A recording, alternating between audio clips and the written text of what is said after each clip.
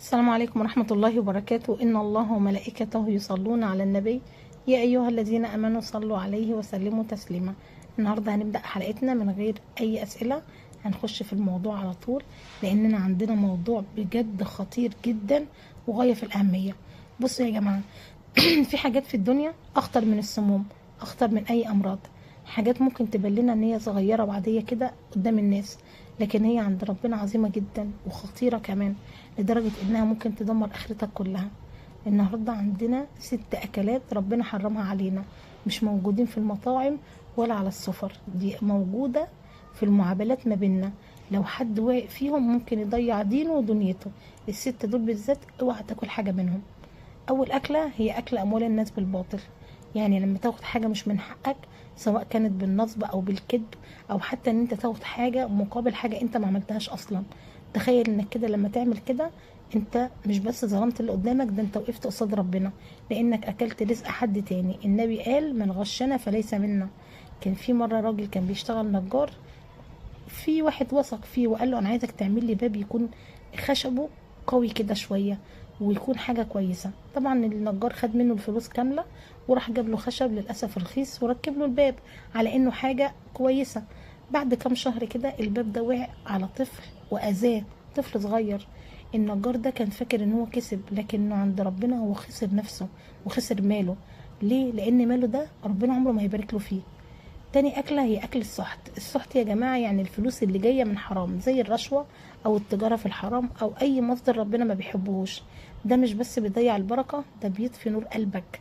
عارفين قصة الراجل اللي ذكره النبي اللي قال يطيل السفر أشعث أغبر يمد يده إلى السماء يا رب يا رب، مطعمه حرام مشربه حرام غذي من حرام فأنا يستجاب له.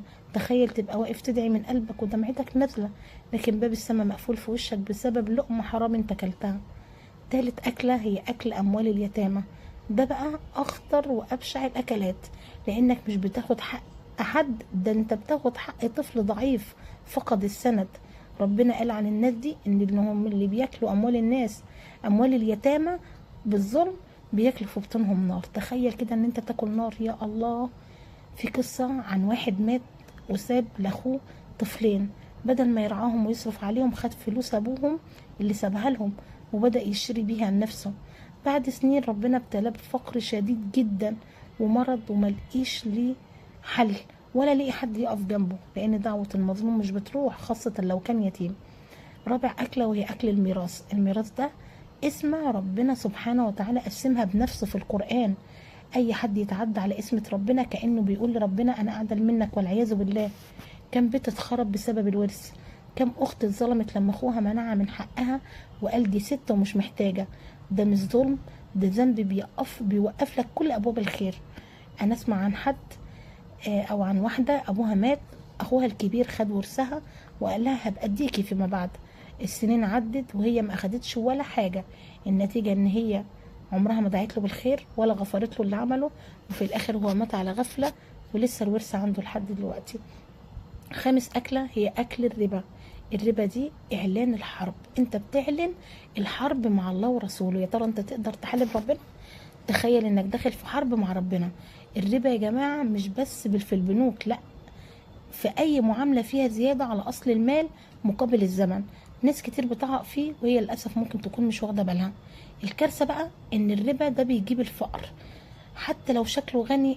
اللي بياخد الربا ده شكله غني قدامك، لا والله ده بيخلي حياته مليانة قلق ومشاكل. في تاجر كان بيقرض الناس بالفايدة، وفي عز ما هو كان في قمة غناه وقع في قضية خسر فيها كل حاجة. اللي اتجمع في سنين بالحرام راح في لحظة. سادس أكل يا جماعة وهي أكل لحم الناس بالغيبة والنميمة.